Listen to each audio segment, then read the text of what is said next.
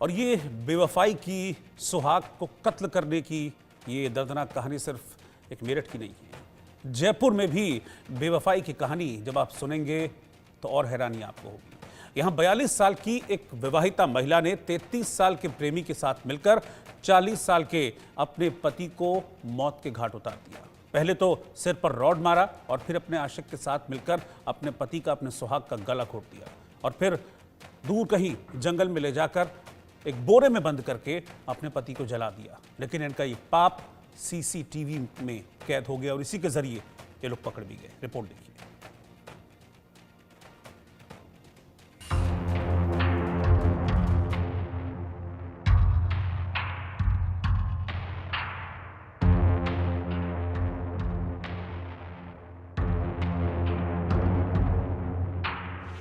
उसके प्यार में पड़कर शौहर का कर दिया मर्डर।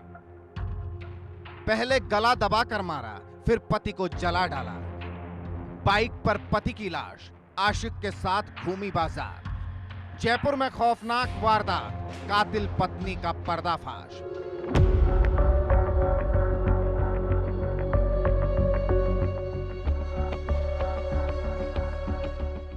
शहर शहर पतियों के मर्डर में अब जयपुर की कहानी है। पति से नफरत की दास्तान यहां भी बेहद खौफनाक है। अपने सुहाग को एक पत्नी ने पहले तो तड़पा तड़पा कर मार डाला, फिर आशिक के साथ जला दिया। जयपुर के मुहाना इलाके में एक पत्नी ने बॉयफ्रेंड के साथ मिलकर पति की बेरहमी से हत्या कर दी। जिस अग्नि के सामने महिला ने 7 फेरे लिए थे, उसी अग्नि में पति को जलाकर मार डाला। पहले पति का गला दबाकर मारा और इसके बाद लाश को ठिकाने लगाने के लिए आशिक के साथ बाइक पर बोरे में शव को लेकर जंगल में जला दिया।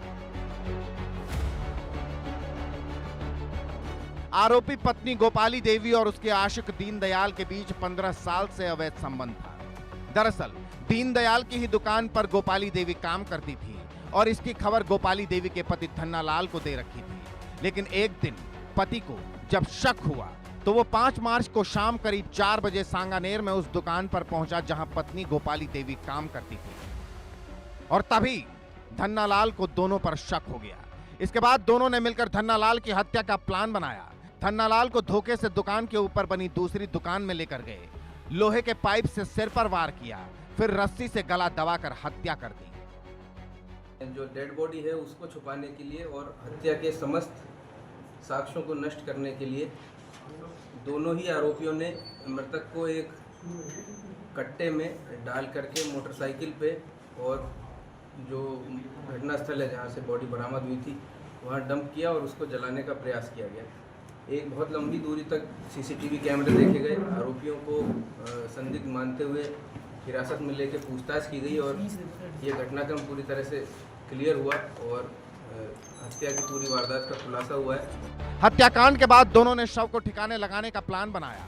शव को प्लास्टिक के बोरे में डालकर बाइक से दोनों ठिकाने लगाने निकले। पत्नी का बॉयफ्रेंड के साथ बाइक पर पति की लाश ले जाने का सीसीटीवी वीडियो भी सामने आया है। सीसीटीवी में साफ तौर पर दिख रहा है कि बाजार में बाइक पर दोनों हैं और बीच में बोरे में शव है। अंधे इश्क में जिस तरह से महिला ने अपने पति को मार डाला और फिर मारने के बाद सबूत मिटाने के लिए शव को जला दिया, उससे इस कातिल पत्नी की दरिंदगी का अंदाजा लगाया जा सकता है। Bureau report, India news.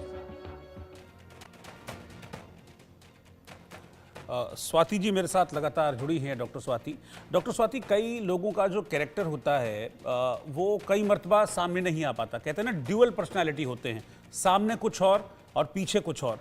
तो क्या इस तरह के कैरेक्टर, जैसा मैंने दूसरा भी एक और केस अभी बताया, ये जयपुर का केस था, इसमें भी लगभग वैसा ही किया।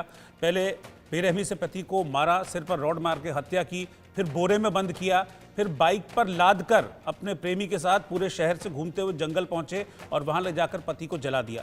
तो ये क्या, ये ड्यूअल पर्सनैलिटी वाले लोग होते हैं, सामने कुछ और पीछे इनके दिमाग में क्या चल रहा होता है ये कोई भांप ही नहीं पाता? देखिए, कई बार रोहित जी मुझे लगता है कि इन लोगों को भ्रमित भी किया जाता है। देखिए, उनको सुहाने भविष्य के जो है सपने दिखाए जाते हैं। उनको ये बताया जाता है कि अगर तुम इस व्यक्ति से निजात पालोगे, अगर इसका हम मर्डर कर दें तो तुम्हारे आगे का जीवन बहुत अच्छा होगा, और हम जो है बॉडी भी ऐसे डिस्पोज ऑफ करेंगे कि कभी पकड़े नहीं जाएंगे, किसी को पता नहीं चलेगा कि ऐसी हत्या हुई है।